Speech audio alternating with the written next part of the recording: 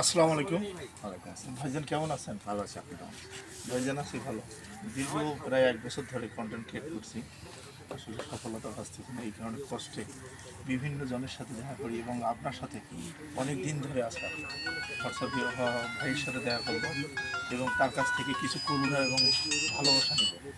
প্রথমত হচ্ছে ইন্টারনেট, এখানে এখনও অনেক কম্পিটিশন।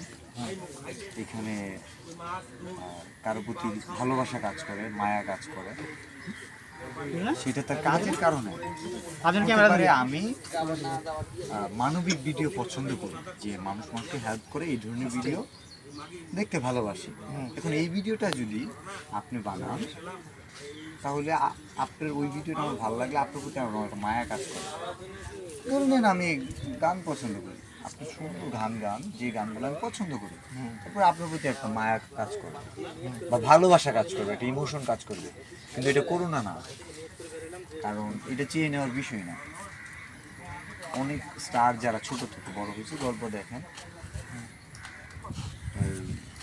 ওরা কাজ দিস একটা কাজ ইন্টারনেটের কন্টেন্ট ক্রিয়েশন। আমি যারা কন্টেন্ট বানাই ওদের উদ্দেশ্যে বলতেছি, একটা কন্টেন্টের 3টা পার্ট থাকে: video resolution, sound quality and content.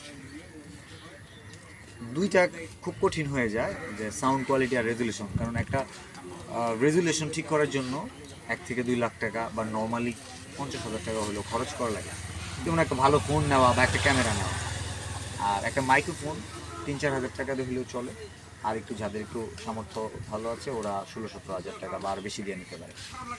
তো এই দুইটা জায়গা জমি বিক্রি করা সম্ভব, কিন্তু একটা সম্ভব না, পুরো পুরো দুনিয়া বিক্রি করা সম্ভব। সেটা হচ্ছে মস্তিষ্ক, মেধা। এটা কিনা যাবে না।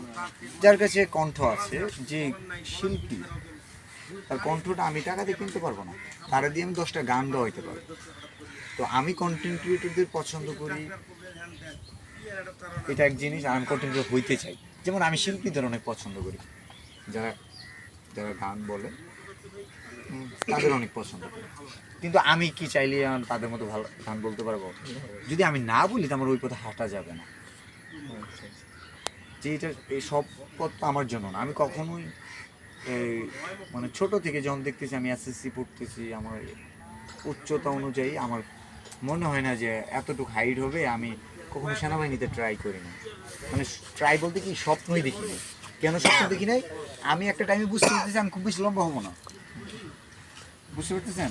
আপনি যখন বুঝতে পারবেন আপনাকে দিয়ে কন্টেন্ট হবে না, আপনি কন্টেন্ট ক্রিয়েশন করেন না। এটা একটা টাইম বুঝতে পারবেন। এটা যদি আপনার মনে হয় যে আমার উচ্চতা হওয়ার সময় চলে গেছে, বুঝবেন তো একটা মানুষ 18 থেকে 25 বছর পর্যন্ত তার উচ্চতা বাড়ে। তো আপনার 25 বছর, আপনার একটা চাকরির একটা সময়সীমা থাকে, আপনার ধরেন 20-21 বা 17-18, ডিফেন্সের কথা বলছি। তো আপনার যখন কাছাকাছি সময় গেলেন গা, তখন আপনি দেখতেছেন 5 ইঞ্চি বা 8 ইঞ্চি অথবা 10 ইঞ্চি উচ্চতা আপনার কম আছে, আপনি তখন ওটা নিয়ে পড়ে থাকবেন? তো আপনি যখন দেখবেন যে 1 বছর, 2 বছর, 3 বছর ভিডিও বানাচ্ছেন, কাজ হচ্ছে না, আপনি পড়ে থাকবেন না। তখন আপনার অন্য কিছু করতে হবে। একজন সৈনিক স্বপ্ন থাকে, সবাই কি সৈনিক হয় না? এইদিকে আসো। এই যে মুমতাজ ভাই, ওর হাইট ভালো, ফিটনেস ভালো, পড়াশোনা করছে, সামহাও ধরেন ডিফেন্সে জব করে না। এখন ও কি ডিফেন্সের জন্য চেষ্টা করবে? ও জানে ওর বয়স নাই, ওর টাইম নাই, ওর হচ্ছে না। তো আপনি যখন বুঝবে আপনার বয়স নাই, টাইম নাই, হচ্ছে না, আপনি ছেড়ে দিবেন, অন্য কিছু করবেন। This is the reality. আমার কথা না অনেকে হজম করতে পারে না, ভাবে ছেলেটার অহংকার, কেমনে কথা বলেন। কিন্তু উচিত কথা তিতাই লাগে, হজম হয় না সবার। মানে ব্যাপারটা হচ্ছে এরকম। আপনি 1 বছর গেছে, আপনি চেষ্টা করেন আরও 1 বছর কাজ করার জন্য প্রয়োজন। দেখেন 1 বছর না, এই গত সপ্তাহে যে ভিউটা ছিল তার চেয়ে একটু ভিউ আগে বাড়া হয়েছে। হ্যাঁ, আস্তে আস্তে ইমপ্রুভ হচ্ছে না। যদি একবারে না হয়, যেখানে আছেন সেখানেই থেমে থাকেন, চেষ্টা চালাই যান। তারপরে যদি না হয় বাদ দেন, অন্য কিছু করেন। উদ্দেশ্যটা কি?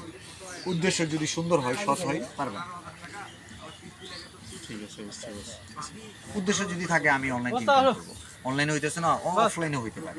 এই উদ্দেশ্য যদি থাকে আমি অনলাইনে জনপ্রিয়তা নিব, অনলাইনে জনপ্রিয় না হয়ে অনেকে জনপ্রিয় হয়েছে।